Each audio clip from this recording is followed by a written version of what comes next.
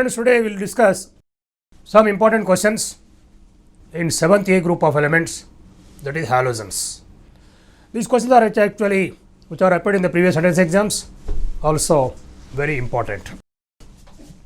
Question number 1. Superhalogen among the following is superhalogen. See, among the halogens you consider well halogens. See, fluorine, chlorine, bromine and iodine you take. Fluorine, chlorine, bromine, iodine. Among these, fluorine is what? Highly reactive. Highly reactive. Therefore, among the halogens, because of its high reactivity, the fluorine is common in what? Superhalogen. So, question number 1, superhalogen is fluorine. Therefore, answer is A.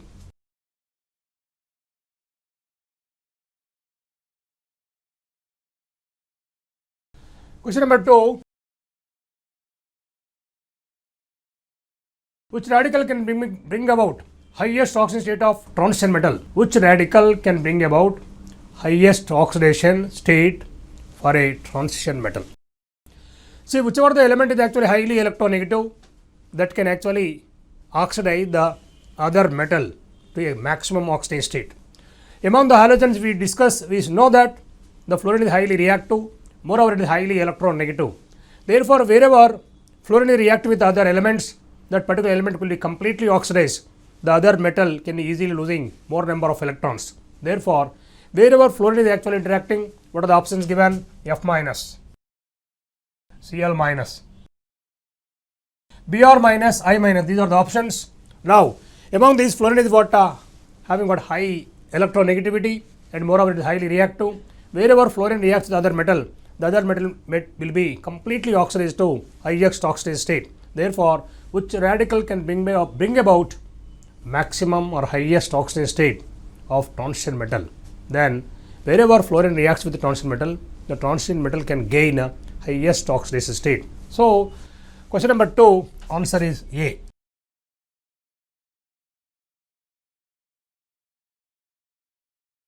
Question number 3.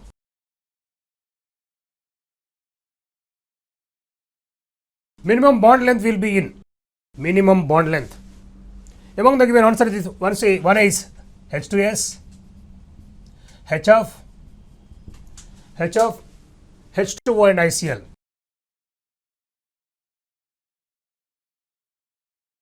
So, among this particular sulfur you take fluorine and oxygen and chlorine. Among all these, hydrogen is common.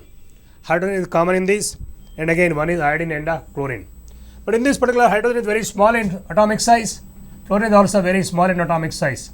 Definitely, in between these hydrogen and fluorine, the bond length will be very small. Minimum bond length will be in HF.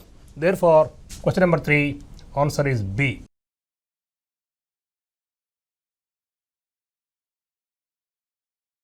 Next, question number 4. Which of the following halogen oxide is ionic? If you talk about option A, I4O9, I2O5, BrO2, ClO3. These are the options. But this particular I2O5, BrO2, ClO3, they are not existing in ionic form. Only I4O9 can exist in ionic form. See how it exists. I plus 3, IO3 minus taken thrice. Only this particular I4O9 exists in this particular ionic form, remaining are not existing in ionic form. Therefore, question number 4, which of the following oxide exists in ionic state? This is only existing in what? Ionic state. This is only ionic in nature. So, question number 4, answer is A.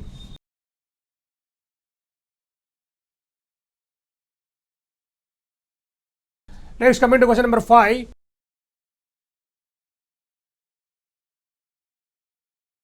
With limited supply of NH3, F2 gives. So, whenever in between ammonia and again fluorine, whenever excess ammonia is there or excess fluorine is there, the reaction will be little different. Now, see, NH3,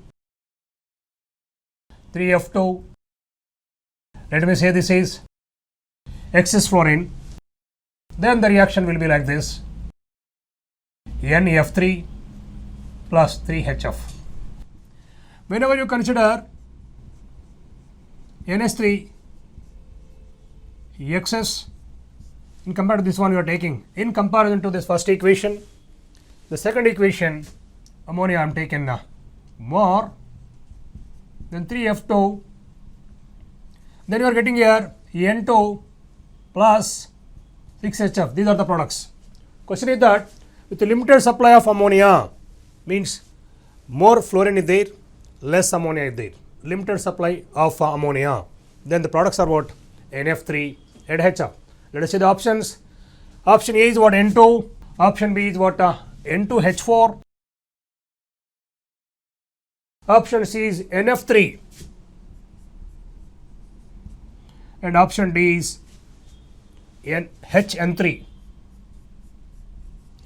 So here NH3 with excess fluorine. This is limited supply. Limited, this is taken less, this is taken more. The main product obtained is what? NF3. Therefore, question number 5, answer is C.